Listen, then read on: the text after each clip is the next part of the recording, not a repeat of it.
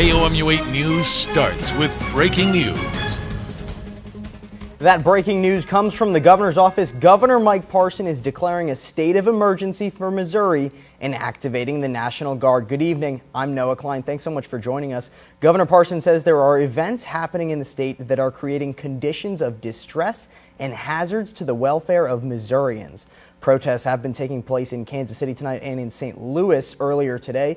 The governor announced that he signed the executive order in the last 30 minutes. In the press release, you see it here. It says, quote, "A state of emergency exists in Missouri due to civil unrest. The Missouri National Guard and the Missouri Highway Patrol stand ready to support local authorities."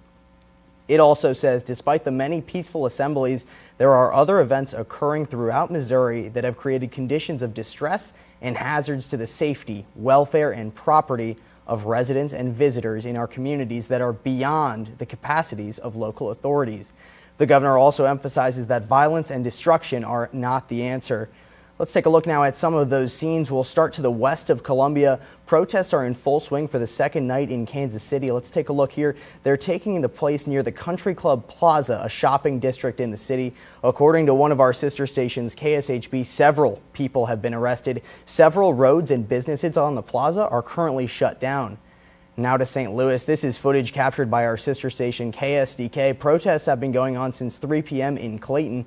There are several others planned for this evening, including one at the Chesterfield Mall and one at the Ferguson Police Station.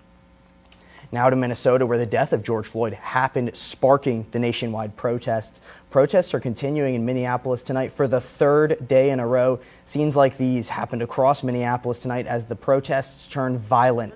Fires burned throughout the night and smoke spread into the sky. Many stores were broken into and looted as well. Minnesota's governor is now saying that those protesters causing the destruction are not there for George Floyd. And after not commenting on the situation Thursday, President Trump is now speaking out. Here's what he had to say. The death of George Floyd on the streets of Minneapolis was a grave tragedy. It should never have happened. It has filled Americans all over the country with horror, anger, and grief.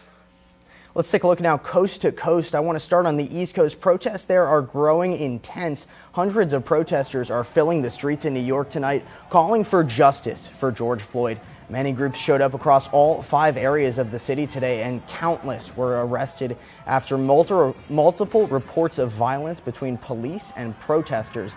A senior official with the NYPD reported that at least 70 people were arrested today in connection with numerous protests.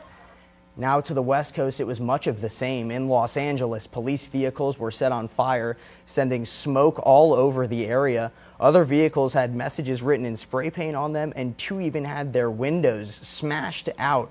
A curfew has also been put in place for downtown LA starting at 8 p.m. tonight.